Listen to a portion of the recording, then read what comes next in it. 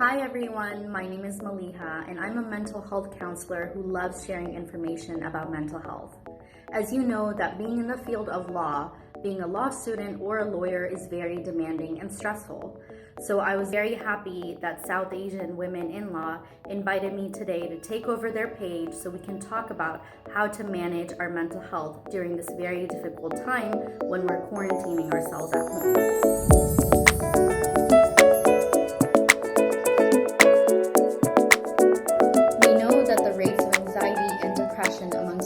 Are very concerning, and right now is an especially difficult time because we're piling stress upon more stress.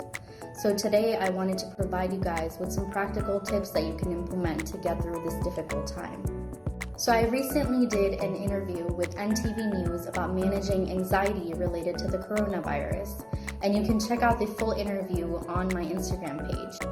As I discussed in the interview, when we're faced with overwhelming times, it's very difficult for us to think through things clearly.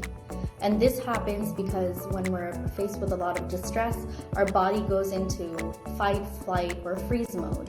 It's essentially trying to survive the distress or the danger that it's facing.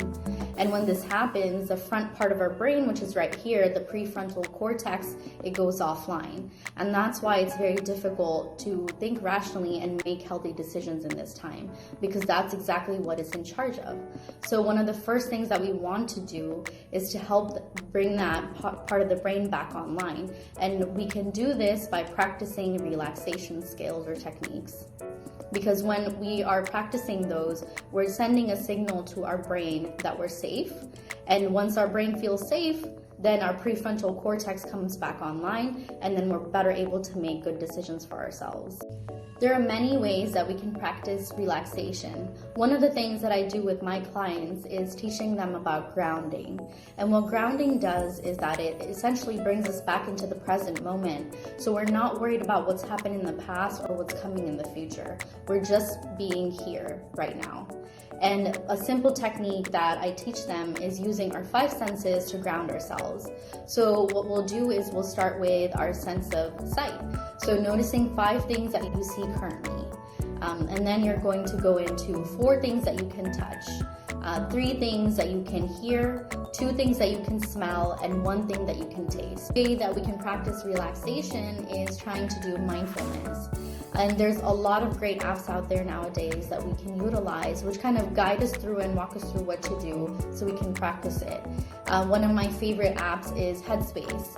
It has a lot of different exercises. Some parts of it is free and the other parts you have to pay for, but it's a great resource for us to be able to practice mindfulness, especially if we're a beginner.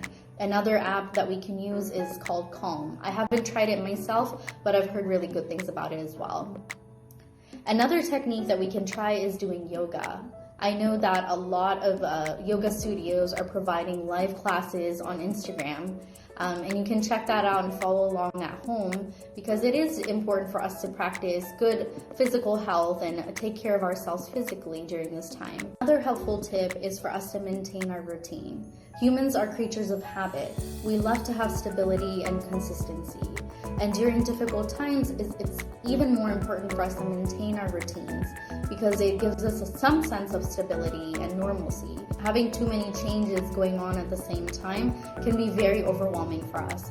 So if you're able to try to wake up and go to bed at the same times as you usually would, even though you are spending more time at home, and especially for students, yes, certain classes can be online and we'll have to log in for those. So, and they might be later in the day, but it's important to maintain that schedule where you're waking up earlier in the day and getting proper rest. While we're practicing social distancing, we may be spending longer hours with our roommates or our family members at home. And this is why it's important to have a conversation with them and be able to communicate your expectations, your limits, and your boundaries. because when we're upfront about how much we can give to other people during this time, it helps prevent a lot of miscommunication and a lot of disagreements. Women who are usually taking care of their kids while they're at home may find it very difficult to manage having work and having the kids around the whole time. So I think it's really important to talk with your partners and your children about what you can offer during this time and your availability. And if you live with your Desi parents, a lot of them will want to spend time with us, and a lot of them will need our help for doing chores. So having a conversation with your parents about how much time you can offer to them with chores or how much time you can spend with them can be also beneficial. That way you can prevent those disagreements with your parents. Some of us may usually travel for work, but while we're practicing social distancing, it gives us a good opportunity to reconnect with our loved ones. Try to have movie or game nights with your loved ones at home. And if you're living by yourself, then Netflix is offering viewing parties. So you can check that out and be able to watch the same movie with your loved ones despite where you are. Yes, we're practicing social distancing, but that does not mean that we have to isolate ourselves. We can still connect with our loved ones through all of the wonderful resources that we have. So calling them, texting them, video calling them through FaceTime. Snapchat has video calls. Facebook Messenger has video calls as well. We know that loneliness is more dangerous for us than smoking 15 cigarettes a day. I think right now especially is a difficult time because a lot of people are feeling lonely. But because we have such great resources, I think it's important to utilize that. Just this past week, one of my cousins had her birthday, and so did one of my friends. So we had virtual parties for her, and we got onto Facebook Messenger, and we connected with everybody and just spent some time talking with each other about what's going on. Having that opportunity can be very de-stressing.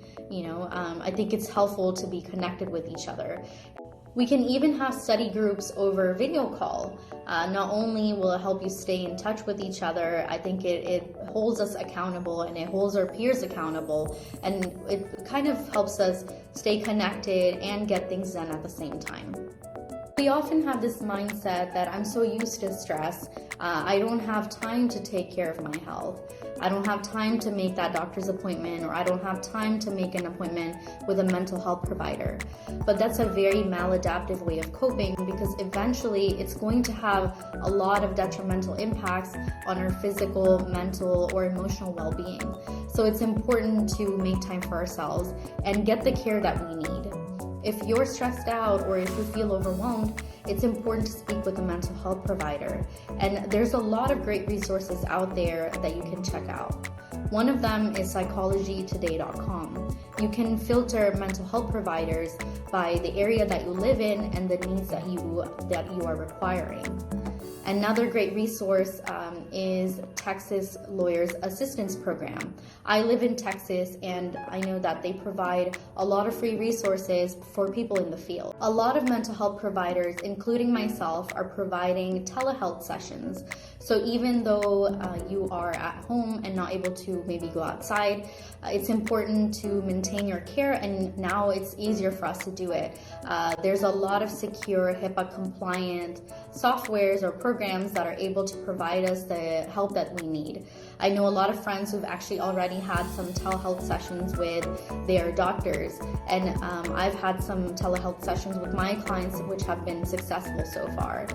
I hope you guys found this information to be helpful. For more information like this, you can check out my Instagram page. I also have a YouTube account where I provide videos about different topics related to mental health. And then I'm also on Twitter, so be sure to follow me on all those outlets. To South Asian Women in Law for inviting me today to talk about this very important topic. Take care, guys. Bye.